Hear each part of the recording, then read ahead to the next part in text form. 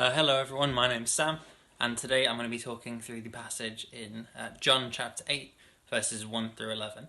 I'd recommend reading through that in your own time to make sure you get the full picture, but to give you a bit of an overview as to where the story starts, it begins very early in the morning with Jesus teaching in the courts surrounding the temple in Judea.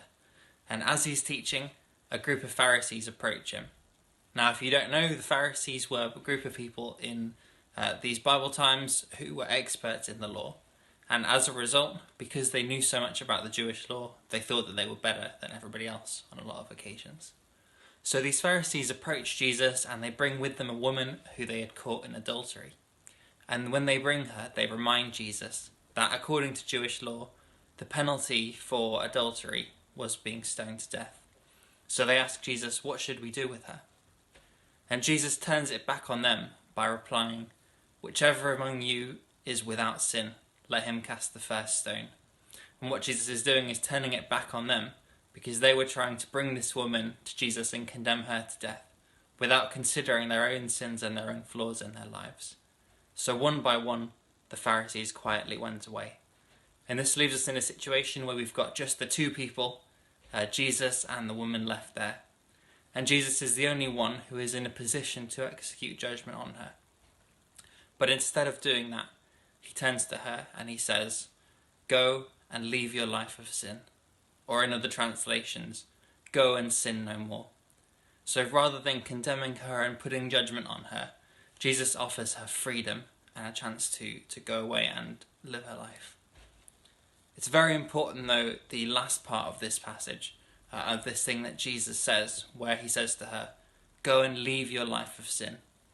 He's not saying, go and do the things that you were doing, or go because the stuff that you did wasn't bad. He's saying, go, I'm giving you a chance to go and live differently. To put a modern day image or analogy on this, you can think of a prison, where a prison warden might at some point say to a prisoner that they can go out on parole, on temporary release.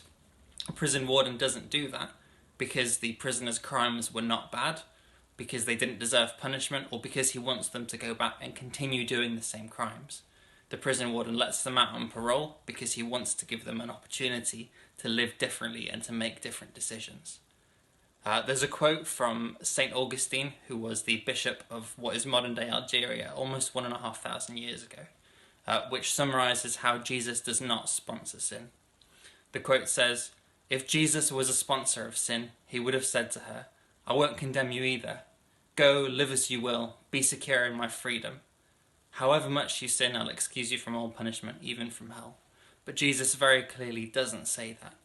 He sets her free so that she can live differently, and the same offer is extended to us. So I'd ask you to take this away and kind of reflect on it. What is the thing that you might do differently because of this freedom that Jesus has given you? Thanks very much for listening.